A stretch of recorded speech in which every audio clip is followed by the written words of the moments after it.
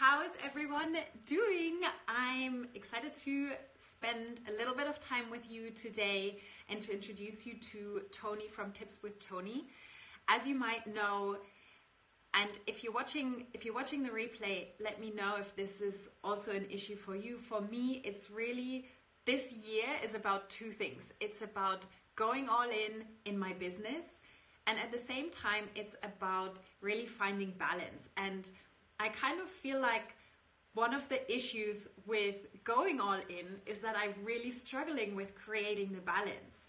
I'm gonna bring on Tony in a second. I'm super excited to see so many of you tuning in. Definitely say hi, let us know your name, let us know where you're joining from and what your kind of thing is with balance. So for me, hi you guys. Okay, I'm gonna bring on Tony and we're gonna chat for a minute, and then I'm gonna basically hand it over to her because she is the balance expert. So let's see. So fingers crossed. Always takes a little while to get everything set up, but we always get there in the end. So okay, can you hear me? I can hear you perfectly now. Perfect. Can you hear me? Yes. Awesome. Awesome. I basically hand it over to you if you want to give a short introduction of who you are, and then we'll just talk a little bit about some of your amazing tips. Tony is like the balance queen, and that's the reason why I've invited her to come on here, because I've been telling her how much I struggle with this, and has so many amazing tips, so much knowledge and experience in helping others create balance, and really help them transform into a better version of themselves. So I'm handing it over to you. Thanks so much. My pleasure. Well, so everyone, my name is Ton Marinucci, and I'm a registered dietitian.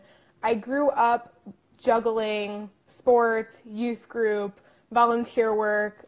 For my whole entire life, all I ever knew was taking on way too much. So it was a blessing and a curse, because as I got older, I still always took on too much. And I think that's what's helped me to be the successful person that I am today, because I constantly challenged myself and pushed myself and all of that.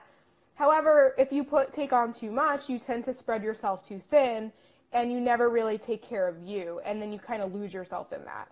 Over the years, I've learned to develop healthier habits to find that balance, and it takes work and it takes effort, but I finally found the perfect balance between still working full-time, having my own online business on the side, being social and having friends and family, and being just taking time for nutrition, eating healthy and exercising, and just being able to live life in a balanced way is very empowering, because then if you think about it, if you're really, really great one day and really, really not so great the next day, you're never really going to feel like you have control of the situation.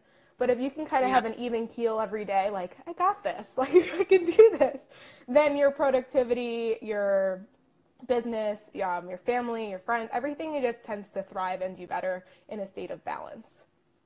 Yeah, you're just able to stay consistent. That's the key word. Mm-hmm. Yeah, Mm-hmm.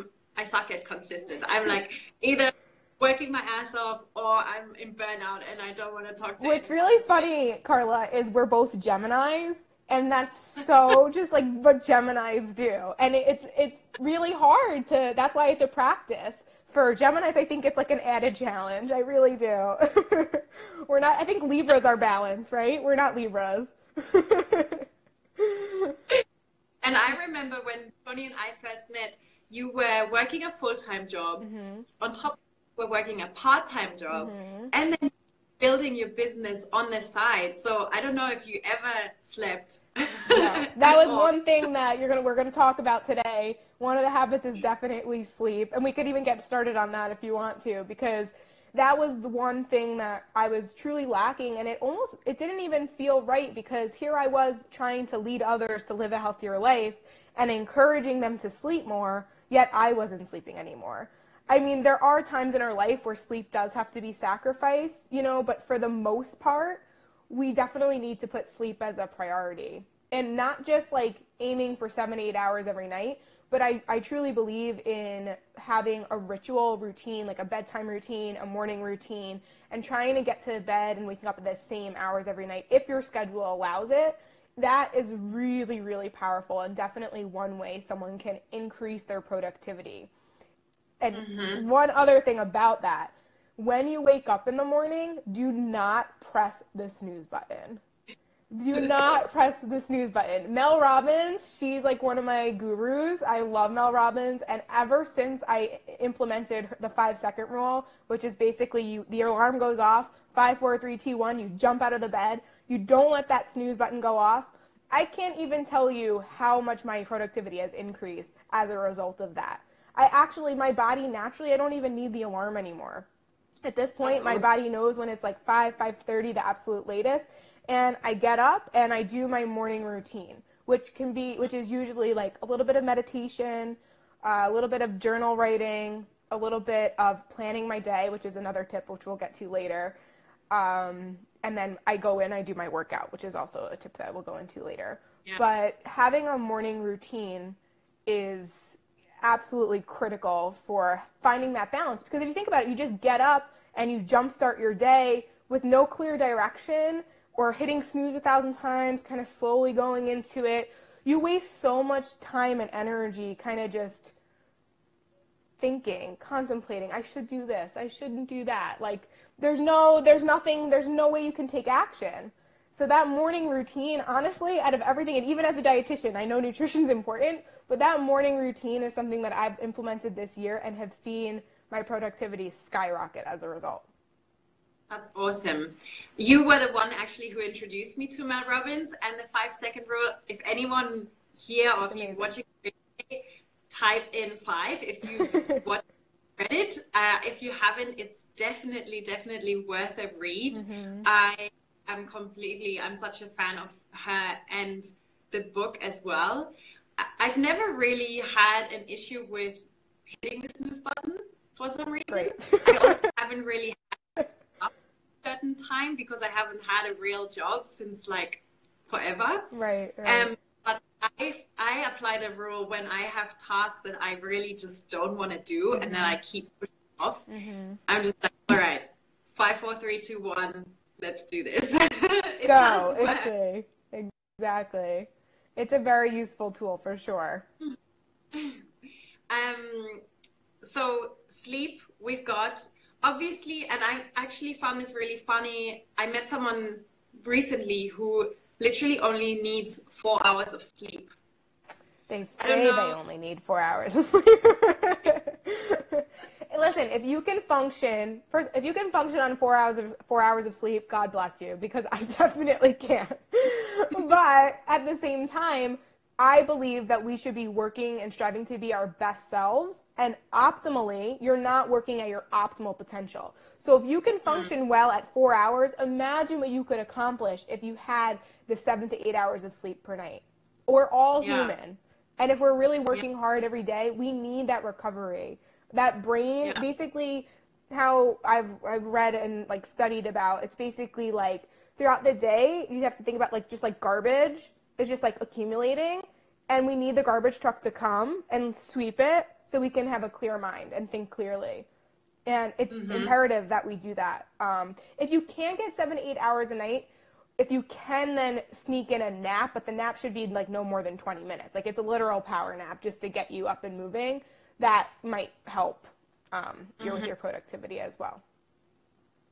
Cool. Well, if anyone has, as we kind of go along, if you have any questions, definitely type them in and we can circle back to them later. So we've got sleep. What's next? Okay, so sleep, for me, I think it's important when you wake up in the morning to do some sort of movement or physical activity. So incorporating exercise into your daily routine and, throughout your lifestyle is really important in general. But if you prefer to work out in the afternoon or at nighttime, or maybe you're just new to exercise, don't underestimate the little parts of movement throughout your day, especially in the morning. Your body was just laying down for hopefully 7 to 8 hours. And now we need to get the blood flowing. That blood flowing is what's going to bring it to the brain, to get you thinking, to get a little bit maybe of the endorphins depending on the intensity. But either way, it's going to put you in a mood that's ready to take on the day. We have to switch off that sleep mode in some way. So it doesn't have to be like that you do a crazy hour-and-a-half sweaty workout. But if you just do maybe a couple push-ups and crunches, maybe some deep breathing, some yoga, whatever it is to get the body moving, that is going to put your mindset in a state of, all right, I want to take action today. You're going to feel good. I think about well, nobody really wants to ever exercise, right? It's really hard to get motivated to do it. But you think about, no one ever regrets not, like, that they did their workout. It always feels good after. So don't think about how you feel in the moment. Think about how you're going to feel after, how it's going to set up your day, and you're just going to have all of this energy to accomplish whatever task's in front of you.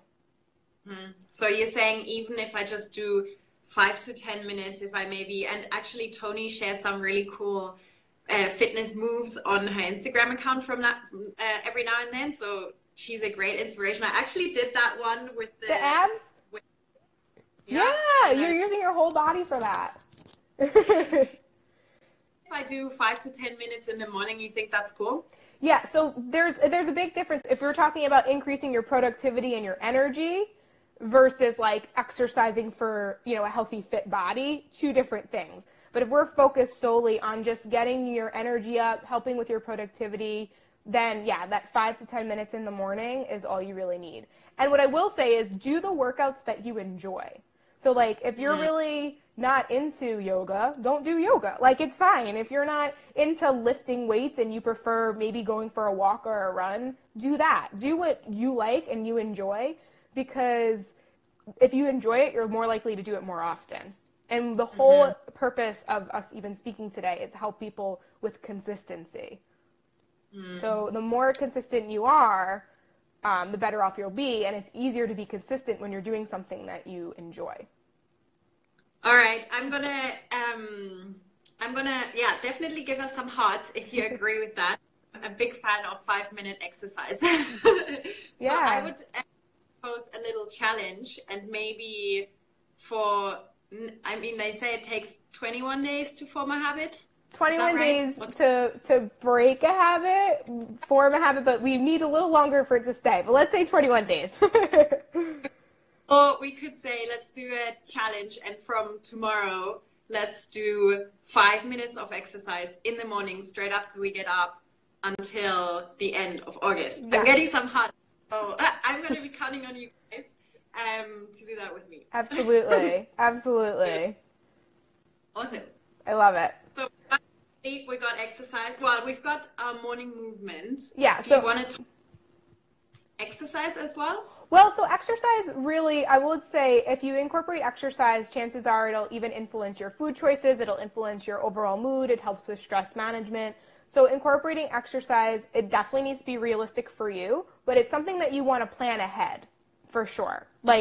And I think that if you pick a time that has limited distractions, or you're less likely to be, kind of pulled in another direction, choose that time. So an example of that for me, it's the mornings, because I work a full-time job and I have an online business where I do counseling after work.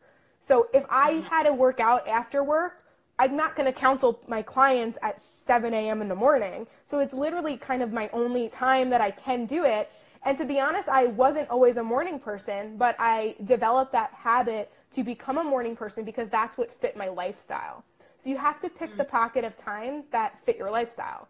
And I think that another example of putting in the time for exercise could be even some people maybe right after work is good for them, but you have to have your gym bag packed and maybe stop by a gym that's near either your apartment, your house, or your job before you get home. Because we all know when we get home and we put our feet up on the couch, we are not getting up. It is absolutely not happening. So set yourself up for success. Pick the times throughout your day that make the most sense to you.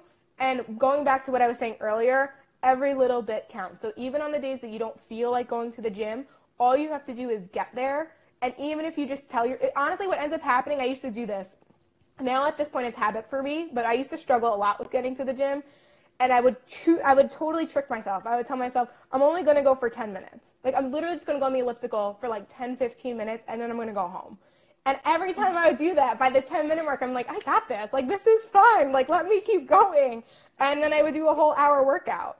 So a lot of it is the mindset. And we just have to train our minds to want to just be better. Like, with our minds, we're set up to like be negative, we're set up to tell ourselves no, or we're set up to like hold ourselves back. That's even a habit in itself, to just practice pushing past that and changing the way that you think about certain things. Yeah, I actually really, really love that advice. Like I mentioned, I used to make myself get up at 6 a.m. and work out Monday to Friday, and I would really not enjoy it every single day. And not work out on the weekends. And now I've kind of changed my routine. So I'm working out every other day, and I have like the day in between my little breaks. So really, I'm only working out one day less than I was before. But to me, somehow it feels like much more doable. Yeah, and it works for you. Like, people you'll always get tempted, especially it's huge on social media, like watching these people work out and this people do that. Just focus on you. What's the best thing for you? And if you can just work on that consistency, like, you'll be so happy that you did. Awesome. Yeah. All right. What's next on your list? Okay, so I would say planning ahead is really important. So I wake up, so I'm kind of just going in the routine of what I do. I do eat breakfast before my workout, but we'll talk about nutrition later. We probably should maybe end on nutrition, just being that I'm a dietitian. But yeah, so I made sure I go to bed at a certain hour. I wake up at the same time every day. I do some sort of meditation, my morning ritual. I usually do some form of exercise. And then I sit down and I plan out. In the beginning of the week, I plan out my week. So I try to get, I didn't mention, so I work full time. I have an online business. I also am on 2 podcasts. I have my own podcast, and I'm a co-host to the Gym Wits podcast. So I have the Tips with Tony podcast. Gym Wits podcast, I like blog all the time. So if you could just imagine, like, there's just always something to do. So I pretty much, in my planner, I will say the days that I'm going to record for the podcast. I'll say the days that I'm going to create video content.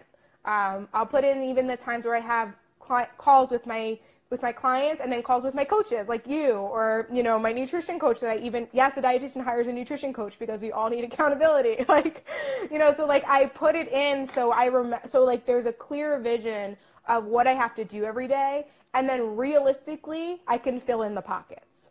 So like if I am on a day of like all of these appointments and all of these meetings, it would be ridiculous for me to say that I'm going to record like 3 videos that day. It just doesn't make any sense. So I visually get an idea. I actually always have a planner, and I put everything from my work hours to my workouts that I'm going to do. And it's very detail oriented, and it might seem like you're taking up a lot of time creating it, but it saves you so much time in the long run. And then, even though it's detail oriented, it's very specific in the sense that I'm not trying to accomplish 40 things in one day. It's usually like 1 or 2 things that I ask myself, like, how is this going to bring my business forward? Because it's not about like going 150%, 1 to 2 days a week. It's about what are the little things that I can do every single day that's going to grow my business. Or that's going to grow my personal health and fitness goals, or whatever it is. I usually have like a personal thing and then a professional thing. And those are the things that I work on, And sometimes, honestly, the list is just get the laundry and the dishes done. That's it. So, it's not always like record and send out this email and make this call. And sometimes it's literally just do the dishes. That's interesting. I'd love to hear from people who are tuning in as well, if you really spend time planning out your days. I kind of set goals for the week at the beginning of the week, and then usually in the day I kind of figure, okay, today I have more time, I can probably get this task done or that task. But I like the idea of maybe spending more time planning. And then because what you're also doing is you're seeing your progression, right? Yeah. And so as kind of crossing those tasks off your list, you're feeling good about yourself because that's the best feeling in the world. I love the highlighter. Like, let me see what I got going on here. Yeah, like it's pretty awesome when you can highlight over, what you're doing. So I agree. Yeah. All right. Yeah. So also though, I will say it's not just planning mentally. You have to physically write it down. There's so many studies that support that people who write down their goals and write down their plans are up to 40% more likely to actually accomplish them. So and it's really right. I just got a plan and I'm starting to write out a daily schedule. That's awesome. Yeah. And hi, Eric. Yeah, it's really, really important to actually write it down. And you can be flexible with it. It's the same thing with a workout plan or a nutrition plan. Like, it doesn't have to be perfect. It's literally just to get you thinking, because you're more likely to actually accomplish the things that you say you're going to accomplish rather than kind of going into a situation unknown and unsure. We waste so much energy thinking and contemplating. The sooner you make a decision of what tasks need to be done, the sooner you'll actually take steps towards those tasks and accomplish them. That's awesome. That makes total sense. Yeah. Yeah, so I think, nutrition is really, really key. I will say a lot of people ask me how I have so much energy to do all that I do. And I strongly believe it's my nutrition, which could be like a whole other topic in itself. But we are focusing on balance. And I think it's really important, the sooner you change the mindset of thinking as food either as the enemy, as like, so this food is going to make me fat, or this food is going, I shouldn't eat this, or I should eat this. We have to find a healthier relationship with food, and to remember that all foods can fit. There's just certain foods we should eat more of and certain foods we should eat less of. And if we start to pay more attention to the way that our stomach feels, maybe not overeating and not undereating, that's a symbolism of balance. So eating to feeling satisfied, but also not letting your body ever get so hungry that your energy's drained and then you end up overeating, and that kind of cycle continues. So developing a relationship with food and recognizing that food is there to fuel us, and if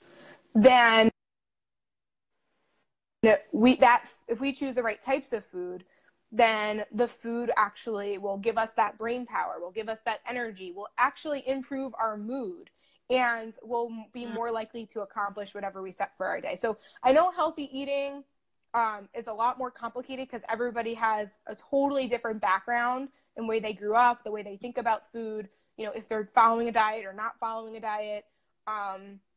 So it can be really complicated, but I think the best way to kind of simplify it is to stop looking at food and try and find the balance and allow times to have maybe some pizza or ice cream, if you're not allergic or anything like that. But don't forget your veggies, and don't forget to drink a lot of water, and that would just be like kind of like the first step, I would say, for people with nutrition, because the way we fuel our bodies is the way we are going to be able to take on whatever it is throughout the day. Yeah, I mean, I'm a terrible hangry person, I have to admit. Yeah, most people are. So, and yeah, food is fuel, definitely. And I started to notice really how I love lunch. It's my favorite meal of the day. But I definitely notice if I have a big lunch, it's really difficult for me to then be productive in the afternoon. All I want to do is exactly. Yeah, high fatty foods, high sugary foods, or even just high volume, meaning a lot at one time, tends to slow down our digestion, which then slows down, our energy, makes us feeling sluggish. And we're not as we don't have as much energy to kind of take on throughout the day. So, I mean, everyone is different, but generally I recommend kind of eating kind of small, frequent meals throughout the day, or either just have like more of like a balanced meal, making sure there's a healthy starch, healthy lean protein, and some veggies, and try to have that 3 times a day with snacks in between that are usually like a little bit of protein rich with maybe some carbs or healthy fat, something that's going to stabilize your energy throughout the day, and incorporating a ton of water. Because fun fact, first of all, if you're thirsty, you're already dehydrated. Second of all, most people think that they're hungry when they're actually just thirsty. And we also, when we're feeling dehydrated, we have less energy. When we're feeling hungry, we're not as focused. And water can fix both of those things. So it's really important to stay hydrated with water, like for sure. Good with drinking, I have to admit. Erica's asking, are you into food combining? I don't know. I don't even know what that means. So it's basically like trying to always have at least 2 different food groups together. So some people believe that like you should only, I mean, this is a silly theory, to be honest. I don't even know if it's based off of science, but to just like eat fruit with fruit, like eat bread with bread, eat meat with meat, like not combining your foods. But the combination of having protein with carbohydrates or carbs with a healthy fat, that's actually what signals to our brain, okay, like I can slow down right now. But if you think about, if you just go for something starchy, let's say like chips or candy, those things you just keep eating. You want to keep eating. You want to keep eating. But even if you have a healthy carbohydrate like an apple, and you pair it with something like peanut butter, a natural healthy fat, you're likely to be able, that hunger signal will kind of switch off and tell your body like, oh, okay, I'm full, I can do that. But when we kind of have one food item, it's really easy to kind of keep going back. But it's the combination of foods, that balance in food, that actually makes our body feel full. It kind of guarantees that we're getting all of our macronutrients, which is basically our carbs, protein, fat, and water, and then our micronutrients, which are basically what helps us to be healthy. So it's not just helping us to, maintain a healthy weight, but on the inside, we're physically healthy. We're getting enough vitamin A, vitamin E, vitamin C, antioxidants, all the things that benefit our health and our mind, believe it or not, in the long run. Okay. Wow, I've never actually really quite gotten what the difference is between macro and micro. I've never looked it up either, but yeah, macro meaning we need to eat them in large quantities, and micro meaning we don't need to eat them in large quantities. However, we do need them. They are essential to keep our health kind of optimal. Like an example of a micronutrient would be like iron. That's a micronutrient. So we could function without it, but we might get anemia, we might feel tired, we might feel sluggish, we're not going to be our optimal best self. Okay, that makes sense. I don't know if anyone else has any questions about what we talked about so far. We talked about sleep, we talked about a morning routine, planning your day, movement, exercise, and then obviously nutrition. Toni is the registered dietitian. She shares a ton of free, amazing content on her Instagram account, on her blog as well. She actually has a free breakfast challenge, which I took a little while ago, which I found to be super helpful. My breakfasts tend to be, despite what you might think from my Instagram feed, my breakfasts are actually really quite boring. So I totally enjoyed the breakfast challenge, Breakfast with Toni. Do you want to share the link, or where can people? However, it's not free anymore. That's the only thing. Yeah, but I do have a healthy eater quiz. People can take, that's free. But yeah, so that was I was running that as a special. So it's not free anymore. However, it's not expensive either. So maybe people will want to do it. But it's a great way to learn how to if you're kind of like a sporadic eater and you don't really have kind of like a scheduled time that you eat, or you don't feel like you eat a balanced breakfast, or maybe having a balanced breakfast breakfast in the morning is a great way to start the day. And so the whole intention of me putting that together was to help people to just start with one meal at a time. You know, let's focus on breakfast and watch that kind of translate into even how you think about your lunch and your snacks and how you don't overeat because you actually started your day and you started your metabolism at a normal hour. So that's a big part of it. But it's really cool. It comes with like videos, webinars, daily tips for 21 days, recipe ideas, a meal plan guide. So it's pretty awesome. Okay. We'll make sure to stick to that. Okay. And then if people want to get in touch with you about working with you privately, do you want to just give us a little rundown of how you work with your clients and how to get in touch with you? Absolutely. The best way to contact me is honestly just sending me a message via Instagram. If you're watching this, I'm active on Instagram. I'm very active on Instagram. Just send me a message, or you can go to my website, www.tipswithtony.com. And there's I have very specific of who I work with my clients. So there is an application process.